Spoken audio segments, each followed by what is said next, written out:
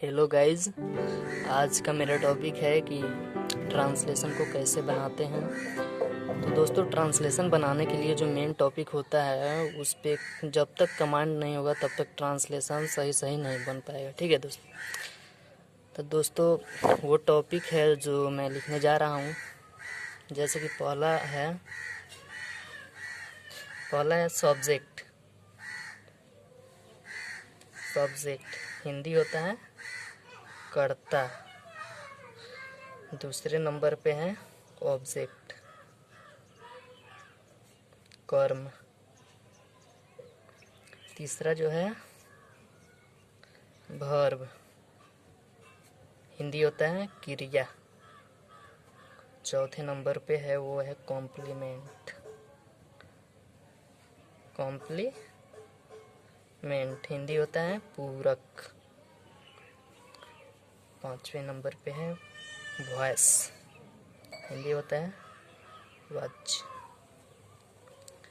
छठा नंबर पे है टेंस, हिंदी होता है काल।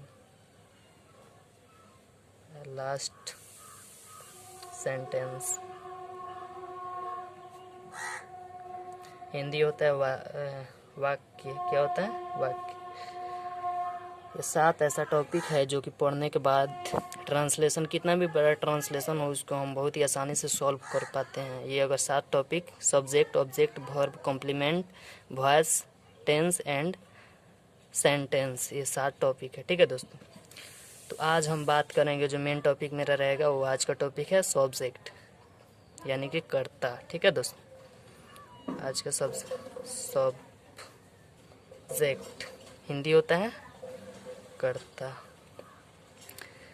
तो दोस्तों, सबसे पहले जानेंगे कि सब्जेक्ट होता क्या है, यानी कि इसका डेफिनेशन जानेंगे। ठीक है। सब्जेक्ट, सबसे पहले इंग्लिश में इसका डेफिनेशन जान लेते हैं। तो लिखेंगे one who does an action is called subject.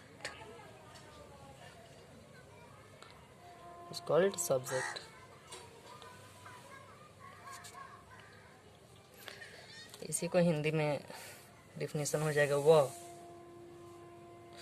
जो क्रिया को पूरा करता है, यानी कि जो काम को पूरा करता है, जो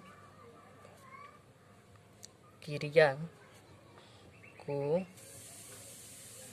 पूरा करता है, उसे हम क्या कहते हैं? सब्जेक्ट कहते हैं। उसे हम सब्जेक्ट कहते हैं। दोस्तों, अगर चाहते हैं कि जैसे सब्जेक्ट का डिफिनेशन सिर्फ एक लाइन में समझने के लिए लिख देते हैं। जैसे कि subject the doer of an action,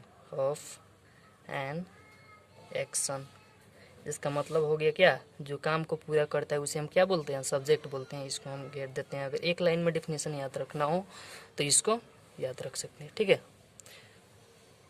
उसके बाद एग्जाम्पल के तौर पे जैसे देखिए, जैसे बताता हूँ कि सब्जेक्ट कौन होता है। जैसे एग्जाम्पल लिख लेता हूँ, रोहित आम खाया। रोहित आम खाया। सबसे पहले तो इसमें देखना होगा कि सब्जेक्ट कौन है। तो सब्जेक्ट हो गया रोहित आम खाया। आम कौन खा रहा है? तो रोहित खा रहा है, यानी कि खाने वाला कौन है? रोहित है। तो रोहित जो होगा सब्जेक्ट हो जाएगा। ठीक है। आम जो होगा ऑब्जेक्ट हो गया, खाया जो हो गया वर्ब हो गया। इसको इंग्लिश में हम ट्रांसलेट करेंगे कैसे? Rohit at a mango. ठीक है दोस्तों। चलिए दूसरे एग्जाम्पल देखते हैं। दूसरा एग्जाम्पल में हो गया, जैसे रमेश धारा प्रवाह अंग्रेजी बोलता है। रमेश धारा प्रवाह अंग्रेजी बोलता है।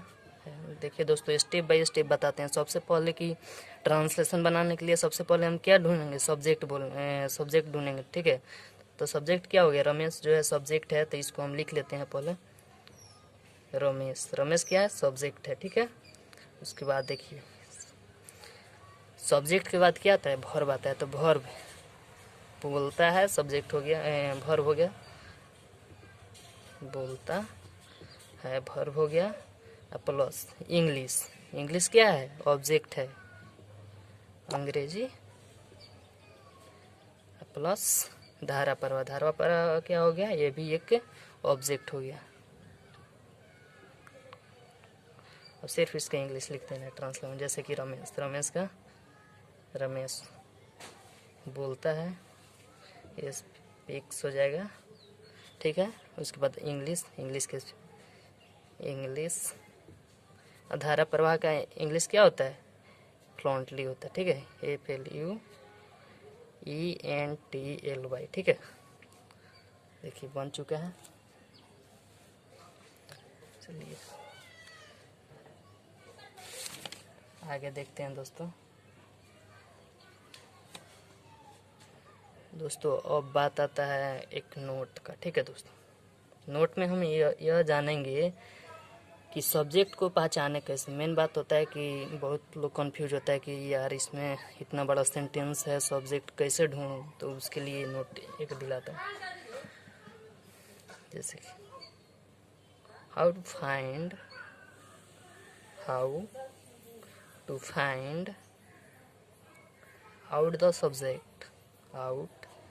द सब्जेक्ट इसका मतलब हुआ कि सब्जेक्ट का पता कैसे लगाएं, ठीक है दोस्तों।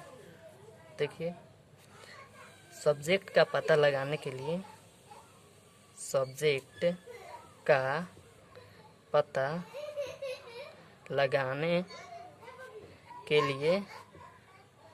का पता लगाने के लिए हम हिंदी में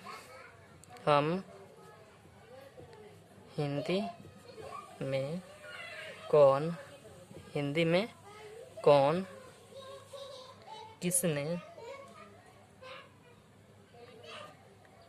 तथा किन्होंने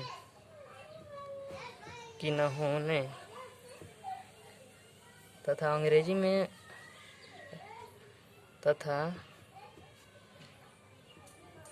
अंग्रेजी में हु का प्रयोग करते हैं,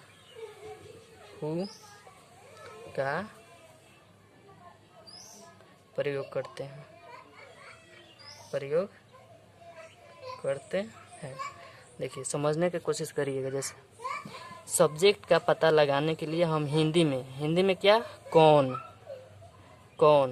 किसने किन्होंने तथा अंग्रेजी में हूँ। जैसे कि यहाँ पे एक सेंटेंस है, रोहित आम खाया, तो जैसे बोलेंगे कि आम कौन खाया, तो आम खाने वाले आदमी का नाम क्या है, रोहित। तो यहाँ पे रोहित जो है सब्जेक्ट है। जैसे यहाँ पे देखिएगा, जैसे कि दूसरा एग्जांपल देखते हैं, रमेश धारा प्रवाह अंग्रेजी बोलता है, ठीक है। तो इसमें जैसे कि पता लगाने के लिए किसका प्रयोग करना है, कौन किसने किन्होंने तथा अंग्रेजी में हु का प्रयोग करना है, ठीक है। तो इसमें क्वेश्चन करेंगे कि अंग्रेजी तो बोल रहा है, लेकिन कौन बोल रहा है, बोलने वाला व्यक्ति का नाम क्या है। तो यहाँ पर देखेंगे बोलने वाला व्यक्ति का नाम क्या है, रमेश है। तो रमेश जो है क्या हुआ, सब्जेक्ट हो गया, ठीक है। चलिए दोस्तों आगे देखते हैं।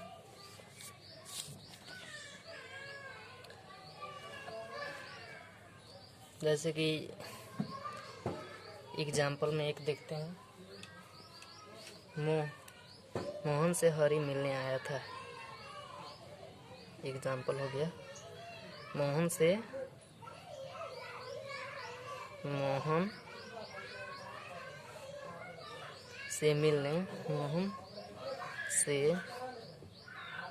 मिलने हरी आया था।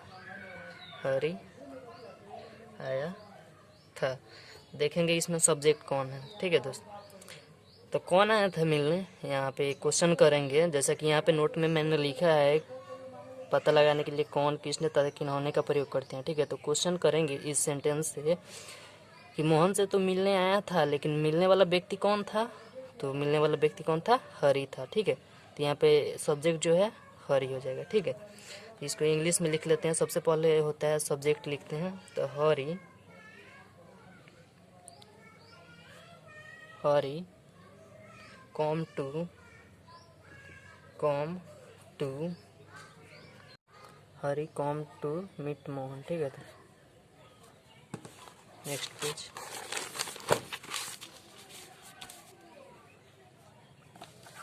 चलिए, जैसा कि कुछ स्पेशल नोट्स है दोस्तों, जैसे कि कंपटीशन वगैरह में ये सब स्पेशल नोट्स काम आएगा। Special notes and subject. ठीक है, देखिए, जैसे कि सब्जेक्ट एक शब्द का हो सकता है और एक से अधिक शब्द का भी हो सकता है। इसको लिखते हैं सब्जेक्ट एक शब्द का,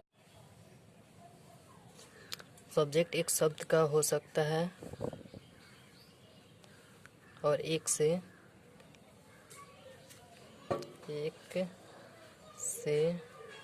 अधिक शब्द का भी हो सकता है। शब्द का भी हो सकता है। जैसे कि मोहन आ रहा है, एक नंबर में एग्जाम्पल देते हैं। मोहन आ रहा है, इसका बनाएंगे मोहन इज कमिंग। इसमें तो सब्जेक्ट एक ही है, मोहन। ठीक है, लेकिन एक और सेंटेंस देते हैं जिसमें कि आपको दो दो सब्जेक्ट नजर आएंगे। जैसे मोहन की पत्नी आ रही है, मोहन की पत्नी आ रही है, तो इसका कैसे बनेगा, Mohan apostrophe wife is coming. ठीक है, देखिए नोट एक और नोट पे ध्यान दीजिएगा। कभी कभी दो सब्जेक्ट एक साथ आता है और दोनों सब्जेक्ट कंजक्शन से जुड़ा हुआ होता है। कभी कभी दो सब्जेक्ट एक साथ आता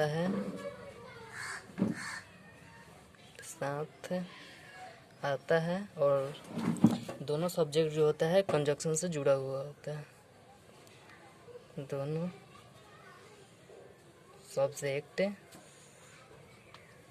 कंजक्शन से जुड़ा होता है। जैसे कि देखिए, हम एग्जाम्पल के तौर पे लिख लेते हैं, न मोहन न हरि आ रहा है। जैसे कि एग्जाम्पल हो गया, न मोहन न हरि आ रहा है। तो देखिए दोस्तों, इसमें मुश्किल हो गया आपको सब्जेक्ट पहचानना। तो क्वेश्चन करेंगे कौन आ रहा है, न मोहन आ रहा है न हरि आ रहा है। ठीक है दोस्तों, तो सब्जेक्ट टोटल यहाँ से लेकर यहाँ तक हो जाएगा, न मोहन न। इसमें देखेंगे न मोहन न हरि आ रहा है। ठीक है, तो इसमें सब्जेक्ट हो गया न मोहन न हरि। ठीक है, इसको इंग्लिश में लिखते हैं नाइदर मोहन